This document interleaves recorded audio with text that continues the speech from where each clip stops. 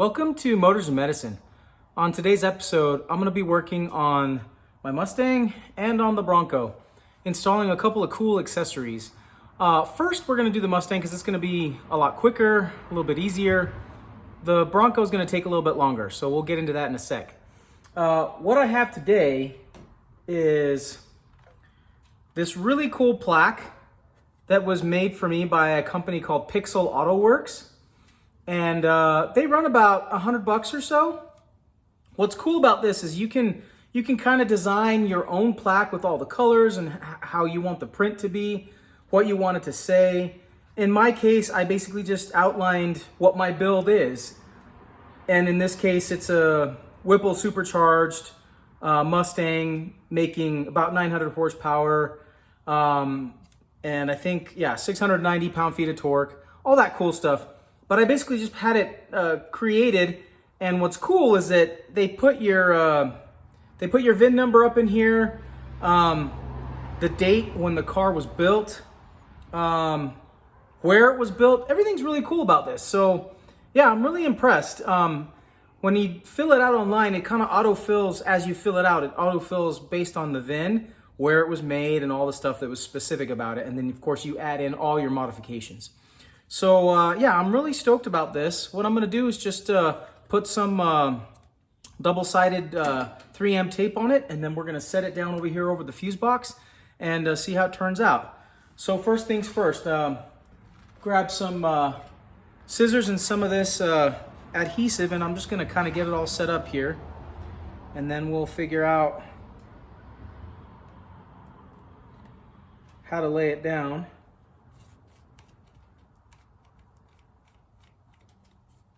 All right.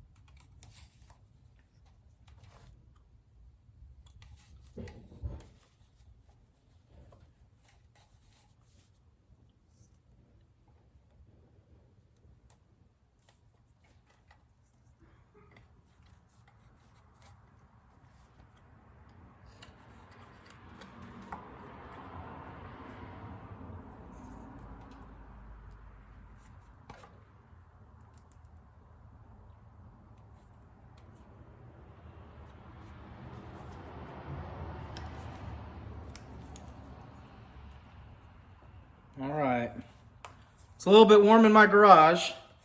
It's been about 95 degrees today, almost 100 degrees, whatever. So this is basically how I chose to apply the tape on the backside.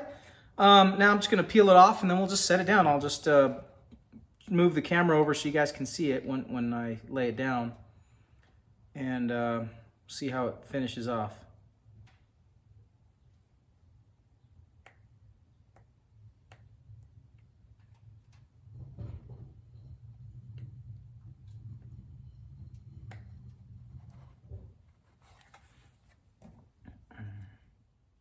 All right, so now I'm got done taking off all the backing paper, and now I'm gonna set it up right here over the fuse box, try to line it up just perfect, and then press it down firmly till it adheres the way I want, and we should be done.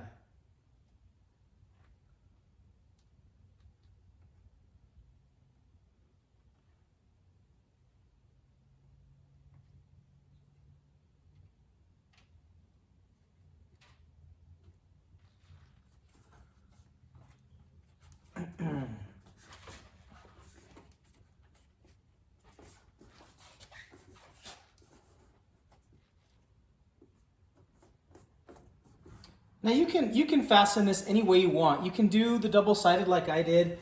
You can do the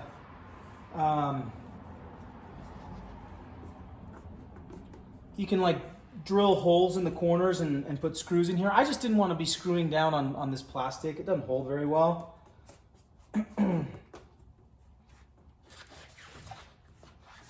All right, so now I'm gonna pick you guys up so you guys can see what it looks like finished.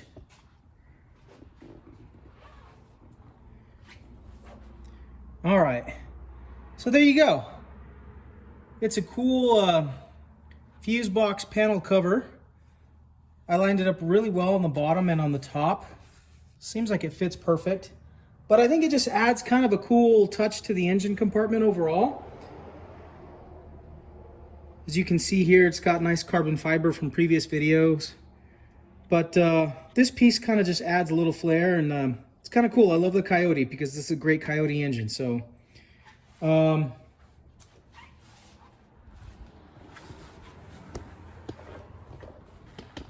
right, so hopefully that was something cool for you guys to see, and something unique that you could kind of do with any of your vehicles for the most part.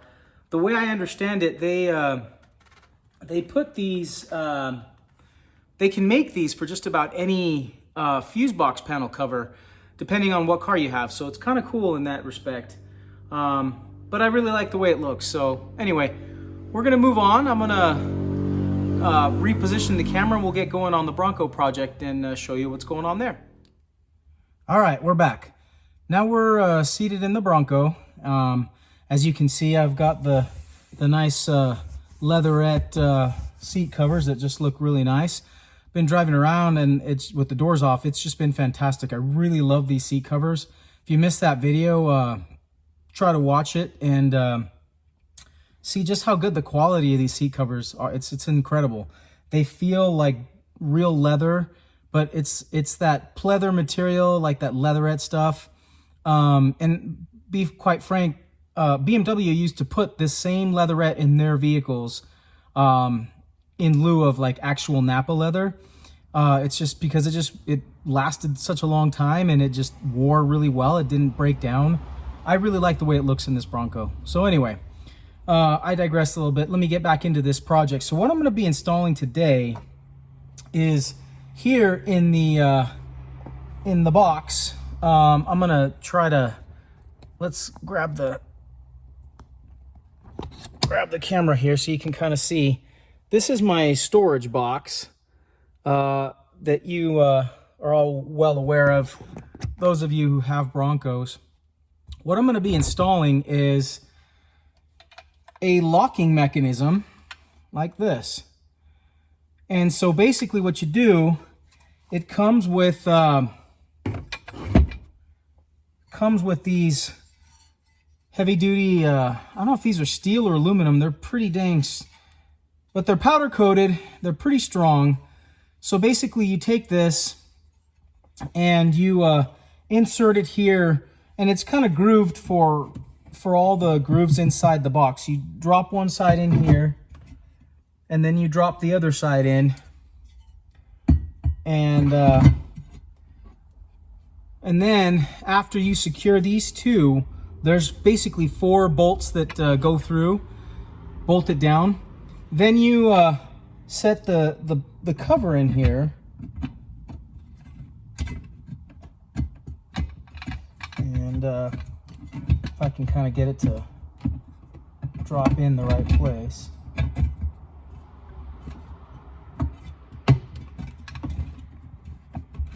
Maybe.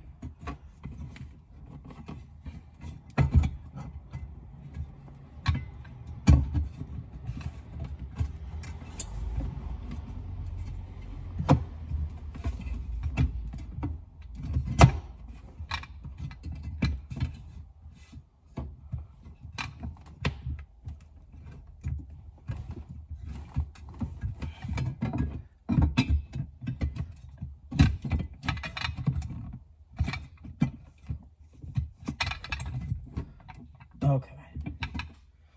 So I'm going to grab the phone again just so you can kind of see what this would look like when it's fully installed. Now I haven't put the bolts in yet, but that's going to come right now. I'm just going to close this, and you can see this is how it will look. And this cover can still come down and close. The beauty of this is that you get yourself a nice secured lock, so that if you're like me right now,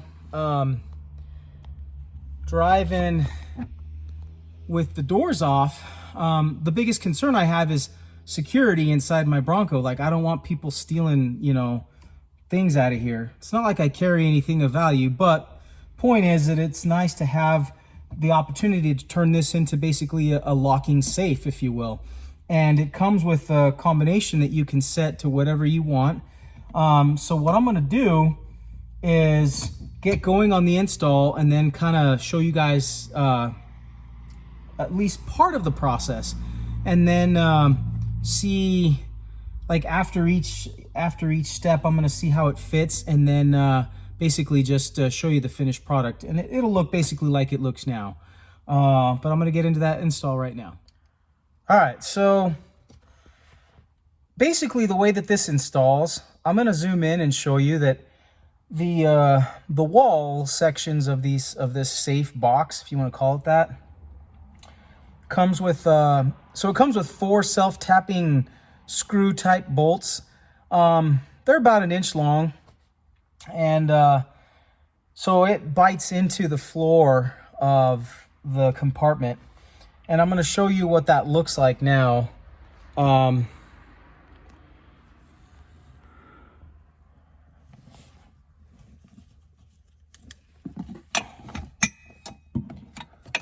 All right, shine a little light in there so you can kind of see what they all look like. Okay. And to secure the top portion, this lid that kind of operates like that now, there were some bolts underneath, obviously for security reasons, that you have to use a 7mm wrench or a 7mm socket, which is what I used. And you kind of start the bolts by hand and then fasten them with the 7mm socket, tighten them up real good. And that makes everything line up nice and flush so that the door will now close. And that's kind of what it looks like. You can see that, and you can see that this still closes. But underneath, you're going to have this really cool 3 combination lock. And so it's nice that now you can kind of see in there, and it just makes it a little bit more secure. So if you happen to have the doors off, like I do quite a bit right now in the summertime, it'll just provide just a little extra layer of protection. I mean, obviously nothing is going to be impervious to somebody who really wants to steal your stuff, but I really don't keep anything of value in my car. I never do. But it's just nice to have this compartment to keep things in, like if you're out and about and you don't want to have that peace of mind. So this particular kit was made by IAG. And as you know, in previous videos, I've purchased a lot of parts from IAG for other random parts in the Bronco. This particular safe box from IAG was a pretty good deal. I mean, I think it was about, I want to say under 150 bucks. So it was pretty worth it for the price. And it looks great. It matches perfect. And it's going to be able to give a little extra bit of security. And I think it's definitely well worth having. So hopefully if you guys found this video helpful, give it a thumbs up. If you guys enjoyed the install of the plaque on the Mustang, of course, give the video a thumbs up. Every little bit helps the channel grow. And of course, if you haven't subscribed, please subscribe. It'll make the channel grow a little bit faster. There's a lot of people who watch my videos. In fact, some of my videos have had like literally thousands of views, which blows my mind. And I really appreciate and thank everybody out there for supporting me. But at the same time, and like, it'd be nice if people would just subscribe, because then it doesn't cost you anything, but it helps the channel grow and helps me get a little bit more recognition in the future. But at the end of the day, you know, I'm having fun working on these 2 cars. Mustang is fairly well done. I mean, I'm just doing little bits and pieces here and there.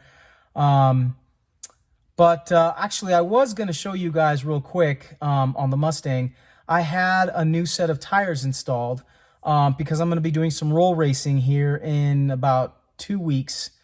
And I'm going to be doing a video of the roll racing. I'm going to try to set my camera up in the car instead of having somebody videotape it from the stands and see if I can get some footage of the actual races like up close. But I'm going to show you guys, I'm going to hop out and show you the tires that I chose for the Mustang, just so you can kind of get an impression of how sticky these tires are and how well they're going to help me on the track. So I'm going to hop out real quick of the Bronco, and we'll come back down here, squat down here. So this is my 2018 Mustang GT, of course modified with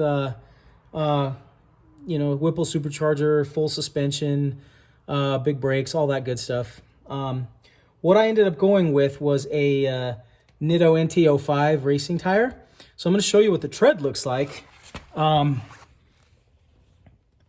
if you can see that there, it's got like a massive like center block and blocks on the shoulders for good grip. And I think these tires, like so far I've been driving it on the street just for fun, and they definitely bite better than my Michelin's did.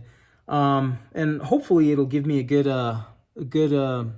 hit, good launch on the roll racing. So basically that does it for the video. You know, I'm going to give you guys one more little view there of what it looks like closed. And yeah, we'll end the video there. Hopefully you guys, like I said, found this useful. If you did, give it a thumbs up, subscribe, and I'll see you guys next time. I'm going to jump into probably one medical video, and then hopefully get back into some reviews next week. I'm hoping, cross fingers, that a colleague of mine will let me do a review on his Acura NSX. That's going to be something I'm really looking forward to. So until then, this is Motors and Medicine signing off. Thanks.